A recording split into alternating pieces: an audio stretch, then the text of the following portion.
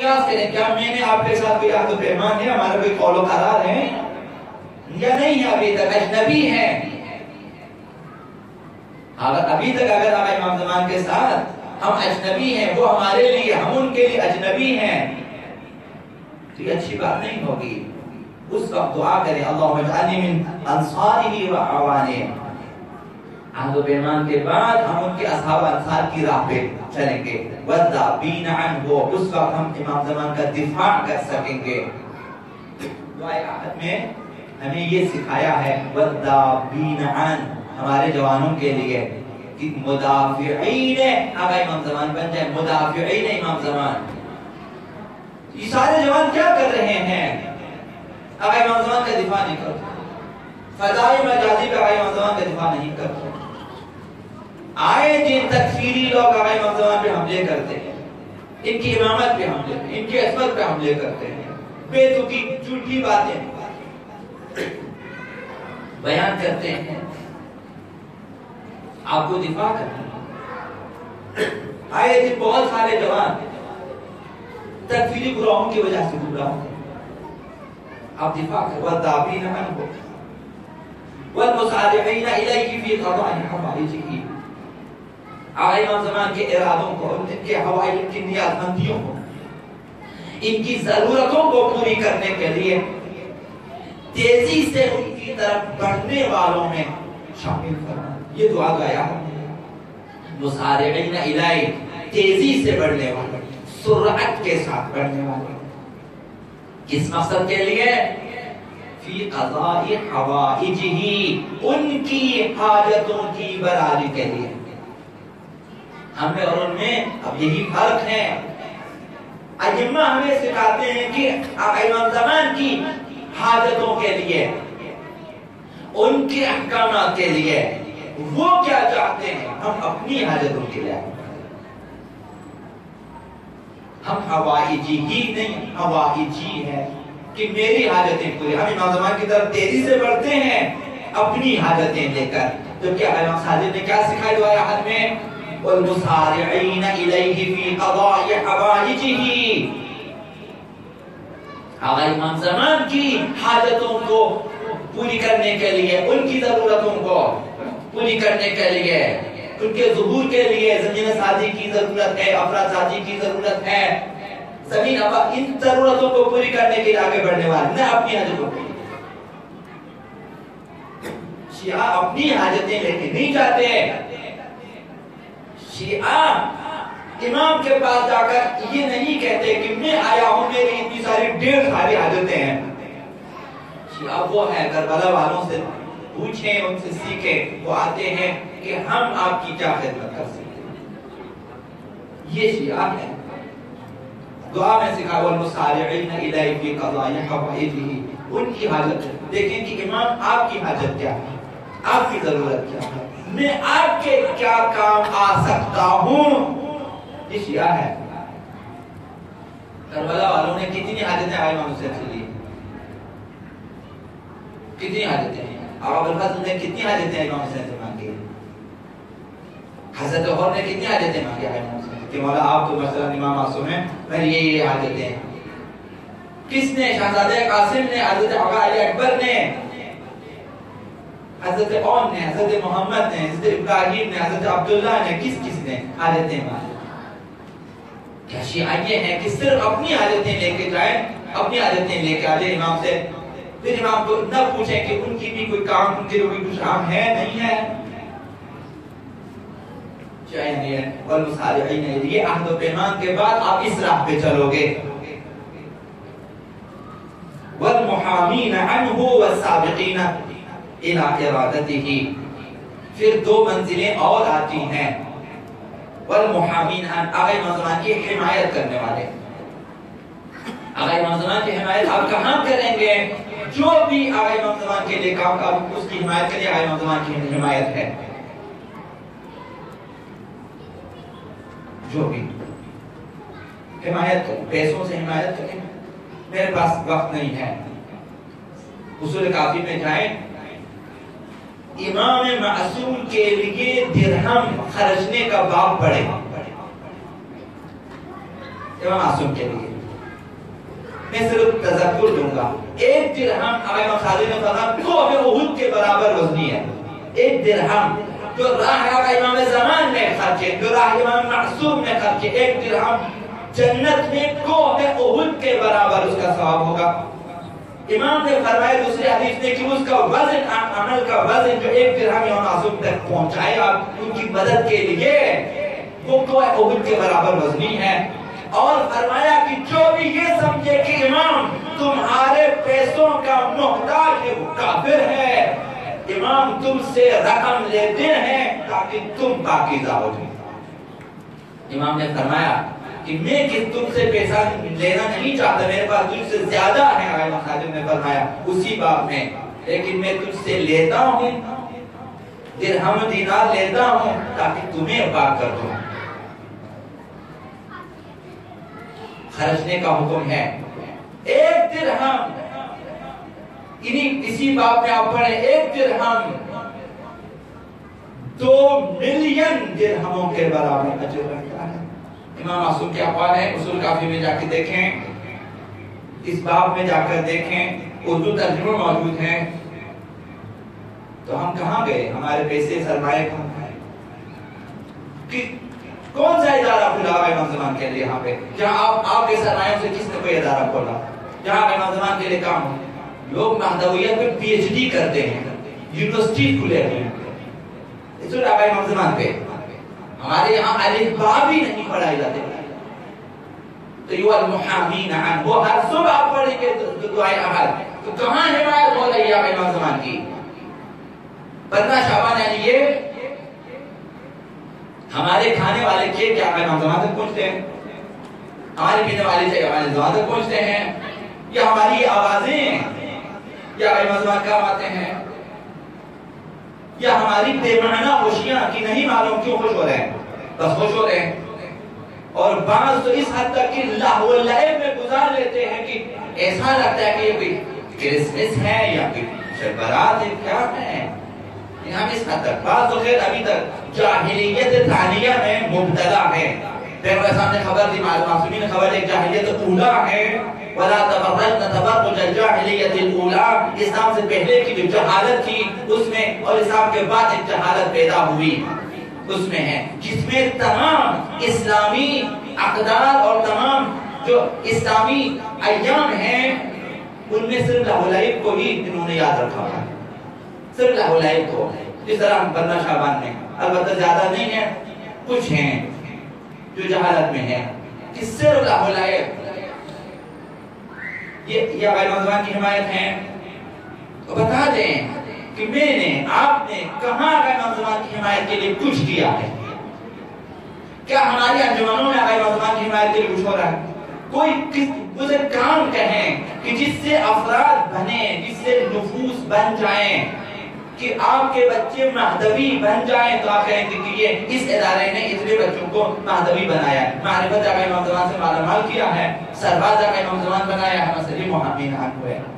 تو پیسوں سے، اپنے علم سے، اپنے وقت سے، اپنی جگہوں سے حمایت. اور محامین عنہ والسابقین الی ارادتہ، مہدوی وہ لوگ ہیں جو بیعت کرتے ہیں، وہ امام زمان کے ارادوں کی طرف بڑی سرعت کے ساتھ بڑھتے ہیں.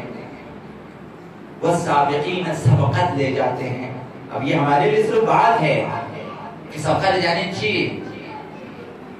جب آپ دیکھتے ہیں کہ جب گراؤنڈ میں دوڑ لگتی ہے، جب دوڑتے ہیں تو دیکھیں دوڑنے والے بہت ہوتے ہیں، ہدف کی طرف سب ایک دوسرے سے آگے بڑھتے ہیں، کوشش ہوتی ہے کہ وہ آگے جائیں. اس کو کہتے ہیں مسابقہ. والسابقین الی ارادتی، اب امام زمان کا ایک ارادہ، ایک حکم، ایک کام ہے، یہاں سے لاکھوں کروڑوں نوجوان دوڑیں گے کہ میں اس کام کو انجام دوں. جب آپ نے دیکھا تمام جوانوں نے دیکھا، تمام صاحب حیثیت افراد نے دیکھا کہ یہاں ایک کام ہے جو امام زمان کے لیے ہے، یہاں دوڑنی چاہیے. حرم امام رضا میں، حرم معصومہ میں، حرم امام حسین میں کیا ہے؟ خدمت گزاروں کے لیے کئی مہینوں پہلے نام لکھوانا ہوتا ہے، تب ان کی باری آتی، انہیں بلایا جاتا ہے، وہ سب آگے بڑھتے ہیں، باری نہیں ملتی ہے، اور وہ پیسے دے کر خدمت کرتے ہیں. عطیہ کرتے ہیں حرم آقا امام رضا کے لیے، سرمایہ دار افراد ہوتے ہیں، سرمایہ بھی دیتے ہیں، لیکن ہمیں بھی خدمت کا موقع دے۔ خدمت بھی کون سی بڑی خدمت ہے؟ کفشداری ہے، کفشداری کی خدمت۔ بڑے علماء آتے ہیں، مثلا آپ نے دیکھا ہوگا تجانی صاحب، انہیں خدمت کا کبھی موقع دیا، جھاڑو دیا انہیں حرم آقا امام حسین میں، حرم آقا امام رضا میں آقا امام رضا کی زری کی خدمت کے لیے مقام معظم رہبری کو بلاتے ہیں، وہاں صفائی کے لیے خدمت۔ ہمارے پاس یہ خدمت نہیں ہے، جھاڑو مارنا، صفائی کرنا، مسجد کو خدا کا گھر سمجھتے نہیں ہے، اسے کوئی اور صفائی والا آ جائے صاحب کر ہم سے نماز پڑھیں گے، ایسے نمازی ہے۔ امام بارگاہ کوئی بارگاہ نہیں سمجھتے، بارگاہ امام ہے، بارگاہ امام نہیں ہے، تو کیا ہے یہ؟ والسابقین الی ارادتہ، آقا امام ارادوں کی طرف بڑھنے والے ہونے۔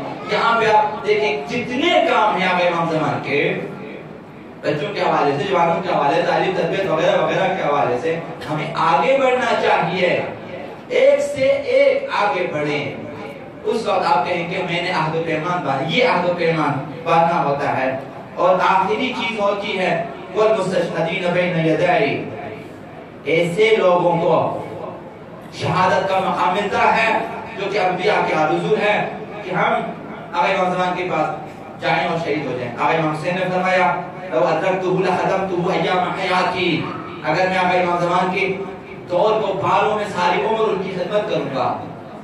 آقا امام حسین کی 9ویں نسل آقا امام زمان پیدا ہوں گے۔ آقا امام حسین کے اجداد جد الاجداد ہیں، جد امجد ہیں، جد امجد۔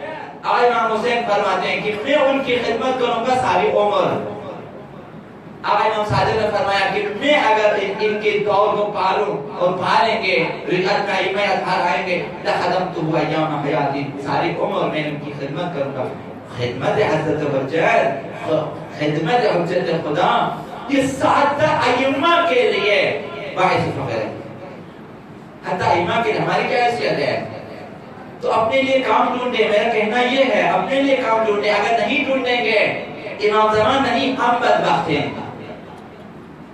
آپ کی ساری عمر چلی جائے گی، گزر جائے گی آپ کی عمر، دیکھیں کہ میں نے کوئی خدمت انجام دیا نہیں دیا، اگر نہیں دیا ابھی دیں، امام زمانی بن جائیں، کوئی خدمت اپنے اور آقا امام زمان کے درمیان اگر ابھی تک نہیں دیا دیں۔ والمستشہدین بین یدئی، آقا امام صادق میں خدمت ہے۔ آقا امیر المؤمنین نے فرمایا یا شوقا، کس قدر اشتیاق ہے مجھے ان لوگوں کو دیکھنے کا جو آخری زمانے میں آئیں گے، آقا امام زمان کے ساتھ ہوں گے، انہیں دیکھنے کا کس قدر مشتاق ہوں گے۔ پیغمبر اسلام نے فرمایا کہ وہ میرے بھائی آئیں گے۔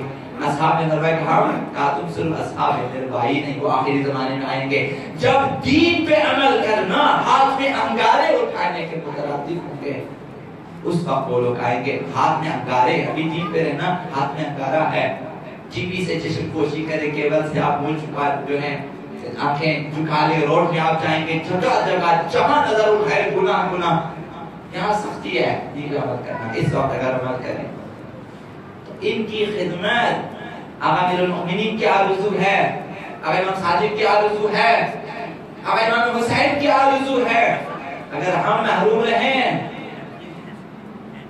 انہوں نے آنا ہے، آ کر ہی رہیں گے، انہوں نے ظہور فرمانا ہے اور حتماً ظہور کریں گے، لیکن ہم یہی خدمات جو آپ اپنی زندگی میں انجام دیں گے، یہی آپ کا سرمایہ ہے۔ آپ کا دل نہیں چاہتا کہ آپ اگر اس دنیا سے جائیں، مر بھی جائیں، دفن ہو جائیں، خاکستر بھی ہو جائیں، جب آقا امام زمان کا ظہور ہو جائے تو خداوند متعال فرشتے بھیجیں آپ کے پاس قبر میں کہ تمہارے امام کا ظہور ہو چکا ہے، خدا نے تمہاری مرضی پہ چھوڑ دی ہے، یہیں رہنا چاہتے ہو یا ان کی خدمت میں جانا چاہتے ہو؟ اگر جانا چاہتے ہو تمہیں وہاں پہنچا دیتے، آپ زندہ ہوں گے۔ بات ہے اگر سوچیں کہ آپ زندہ ہو جائیں، قبر سے اٹھیں، معتذرن کفنی شاعرن سیفی، اسی دعائیں حج میں آپ پڑھتے ہیں، خدایا مجھے دوبارہ زندہ کر دے، مجھے اٹھا لے، فاخرجنی من قبری، خدایا مجھے میرے قبر سے اٹھا لے، معتذرن کفنی، کہ میرے جسم پہ کفن پہنو، کفن پوش، شاہرن سیفی، تلوار نیام سے باہر ہو، مجردن قناتی، نیزہ تان کہتا، ملبین دعوت الداعی، پکارنے والے کی پکار پہ لبے کہتا ہو، فی الحاضر والبادی، شہروں میں صحرا میں۔ تو آپ اس منظر کو ذہن میں رکھیں کہ آپ قبر سے اٹھیں، نورانی چہرہ آپ کا، کہ آپ کو امام زمان نے بلایا، آپ کو خداوند متعال نے فرشتے بھیج کر آپ کو اٹھایا، اٹھو مومن۔ ایک عمر آپ نے کام کیا دنیا میں امام زمان کے لیے، ایک عمر کام کیا، تو اب خداوند متعال فرشتے بھیج، عالمین نے بتایا ہے، امام صادق نے اسی مقصد کے لیے دعائے احد دیا ہے کہ روزانہ پڑھو کہ اگر مر جاؤ تمہیں اٹھائیں گے۔ وہ جس کے لیے فرشتے آرزو کریں، امام حسین کی مدد کے لیے آنے والے فرشتے واپس نہیں گئے آسمانوں میں، خبر ہے امام حسین پہ انتظار میں ہیں کہ ظہور کا امام زمان ہو جائے ان کی نصرت کریں۔ یہ آرزو یہ فرشتگان مقرب پتہ ہیں آپ کو، حضرت عیسیٰ ان کی مدد کے لیے بیٹھے ہوئے ہیں، حضرت خضر بیٹھے ہوئے ہیں، جبریل امین، میکائیل، اسرافیل بیٹھے ہوئے ہیں۔ اگر ہمیں بھی اٹھا لیے جائیں، اس سے بڑھ کر آپ کو مقام چاہیے؟ اگر عالم برزخ میں ایک کوٹھی میں بند اور وہاں سے ہمیں نکلنے کی اجازت بھی نہ ہو، یہ اچھا ہے؟ تو نے دنیا میں کچھ بھی نہیں کر بیٹھے یہاں پہ برزخی جیل میں، آپ کو فرشتے استقبال کے لیے آئیں، قبر سے اٹھائیں، اور آپ اس منظر کو یاد دیکھیں کہ آپ قبر سے اٹھیں، کفن پہنا ہوا ہے، تلوار آپ کے ہاتھ میں خدا نے دیا ہے، نیزہ آپ کے ہاتھ میں خداوند متعال نے دیا ہے، اور آپ زبان پہ لبیک یا مہدی کہتے ہوئے آپ میدان میں آئیں گے، اور شہروں سے گزر کر آپ دیہاتوں سے صحراؤں سے گزر کے پہنچے گا امام زمان تک، امام زمان کے لشکر آپ کا استقبال کریں گے کہ آپ کو خدا نے بھیجا ہے۔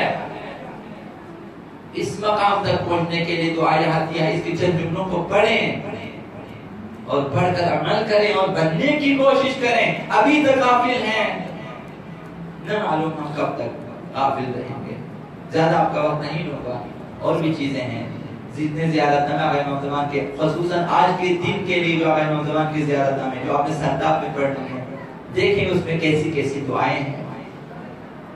امام حسین کے لیے آج کل رات میں پڑھنے والی زیارت تھی، اس میں آپ پڑھیں امام حسین کے بارے میں معصومین کیا فرماتے ہیں، ظہور کے حوالے سے کیا فرماتے ہیں، ان پہ غور کریں، اپنی زندگی کو ضائع نہ ہونے دیں، بے معنی خوشیوں میں نہ کھو جائیں، بامعنی کام کریں، بامعنی اپنے اور امام زمان کے درمیان رابطوں کو درست کر لیں، ٹھیک کر لیں، تاکہ انشاءاللہ العزیز خداوند ہماری فریاد سنیں۔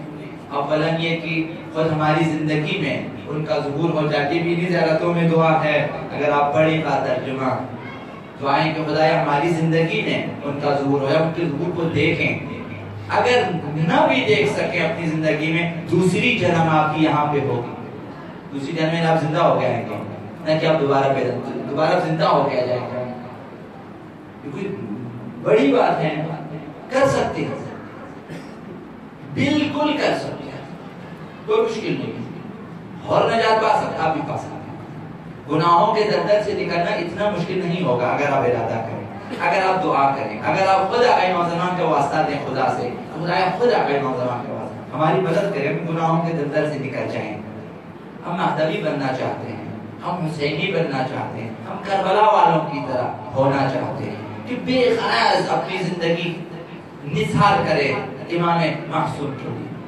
خدا کے راہ، امام زمان کے راہ میں بھی جو کچھ بھی ہے اس میں سے خرچے، جتنا وقت ہے کچھ امام زمان کی خدمت کے لیے، عزاداری کی خدمت کے لیے، مساجد کی خدمت کے لیے، جو بھی آپ کے پاس ہے، اول وقت میں اپنی عبادتوں کو انجام دیں، اول سال اپنے حج کو انجام دیں، سالہ سال کے لیے اٹھا کے نہ رکھیں، آپ بدبخت ہو جاؤ گے، اگر واجبات کو پیچھے ہٹا دیں گے، آپ کی سعادت خطرے میں ہے، آپ کی زندگی کو خطرہ لاحق ہے، آپ کی اولاد کو خطرہ لاحق ہے، واقعہ نہیں سمجھتے، حج کے بارے میں پڑھیں، انسان بدبخت ہو جاتا ہے۔ انسان اگر نماز کی طرف توجہ نہ دے، آپ کی زندگی خطرے میں ہے، آپ کی اولاد خطرے میں ہے، آپ کی نوکریاں خطرے میں ہے، آپ کی جوانیاں خطرے میں ہے، آپ کی آخرت خطرے میں ہے۔ مزاح نہیں ہے۔ اگر ہم کہیں کہ یہ چھوٹے موٹے گناہوں سے کیا ہوتا ہے، بہت کچھ ہوتا ہے کہ اس وقت جب شیطان انسان کو چھو لے اور انسان پہ وہ جو اس کا اثر ہو جاتا ہے، انسان محبوط الحواس ہو جاتا ہے، جس طرح آپ کو ٹیکا لگا کے سن کر دیا جاتا ہے، تو اس وقت ہم احساس نہیں کرتے، ہم اپنی بدبختیوں کا احساس نہیں کر سکتے۔ حتیٰ اگر کہیں آپ ٹھوکر لگے، آپ گر جائے، کسی نے آپ کے شان میں تھوڑی سی بھی گستاخی کرے، واپس اپنی طرف دیکھیں کہیں مجھ سے غلطی ہوئی ہے، کہ اس شخص نے مثلا میرے بارے میں گستاخی کی ہے، کہ کہیں مجھ سے کوئی غلطی ہوئی ہے اپنے بارے میں، حتیٰ ایک گناہ، حتیٰ ایک سزا، ٹھوکر لگی آپ کو، کوئی چیز آپ کی گم ہو گئی، سمجھے کہ کچھ کمی رہ گئی ہے مجھ سے، تو خدا نے اس کا کفارہ لیا مجھ سے، یہ ٹھوکر لگی ہے مجھ سے، مجھے خداوند یہاں تک مومن کو بچانا چاہتا ہے، ٹھوکر لگا دیتے ہیں، گر جاتے ہیں، بیمار ہو جاتے ہیں، تاکہ یہ ہوش میں آ جائیں۔ یہ ساری چیزیں ایسی ہی بے حساب نہیں ہے، حساب و کتاب کے ساتھ، یہ تمام تقدیر الہی ہے۔ تو ہوش کے ناخن لے لیں، اگر آئیں گے ہوش میں اور مہدویت کے بارے میں جدیت کے ساتھ، سنجیدگی کے ساتھ، اہل بیت کے بارے میں، دین کے بارے میں سنجیدگی کے ساتھ آئیں گے، اقدام کریں گے، دنیا میں بھی آخرت میں بھی آپ کامیاب ہو جائیں گے۔ اللهم عجل وليك الفرج وفرجنا به واجعلنا من عوانه وانصاره، اللهم انصر نبيك محمد صلى الله عليه وآله ذريته ومن تبعه على دعوته وارحم استكانتنا بعده، اللهم اكشف هذه الغمة عن هذه الأمة بحضوره وعجل لنا ظهوره، إنهم يرونه بعيدا ونراه قريبا، اللهم نور قلوبنا يا الله وبيض وجوهنا يا الله وأهلك أعداءنا يا الله واشف مرضانا يا الله وآمن من كل بلائنا يا الله واغفر ذنوبنا يا الله واستر عيوبنا یا اللہ بحق محمد وآلہ الطیبین الطاہرین۔ اپنے تمام مرحومین کے لیے، مخصوصاً اپنے تمام جن کے والدین اس دنیا جا چکے ہیں، مخصوصاً ان کے لیے، تمام ہمارے شہداء کے لیے، اور جنہوں نے خصوصی طور پر التماس کیا ہے اور آپ سے درخواست کی ہے، اپنے مرحومین کے لیے، خاص مرحوم کے لیے، ان سب کے لیے، سب کے احسان ثواب کے لیے، سورہ فاتحہ۔ بسم اللہ الرحمن الرحیم۔